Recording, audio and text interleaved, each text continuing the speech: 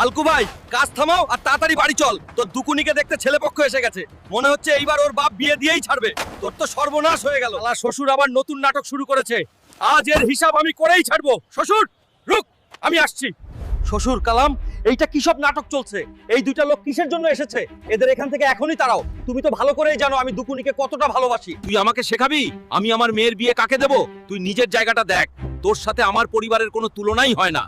আমার হতে যাওয়া জামাই ল্যাম্বরগিনিতে চেপে এসছে। তোর কি সাধ্য আছে এটা কেনার? ঠিক আছে, শর্ত আমি মেনে নিলাম। মনে রাখিস, এই জায়গাতেই যদি তোর মেয়েকে হেলিকপ্টার করে নিয়ে যেতে না পারি, তাহলে আমার নাম হালকু নয়। মালিক, আমি আপনার এই বিল্ডিং এর পুরো কাজটা একাই করতে চাই। দর কম হলেও যদি পারেন, এই পুরো কাজটা আমাকে দিন। তুই এই কাজটা করতে পারবি, কিন্তু মনে রাখিস কাজটা একদম ঠিকঠাক আর নিরাপদ হতে হবে। কিছু ভুল হলেই 1 টাকাও পাবি না, মনে রাখিস।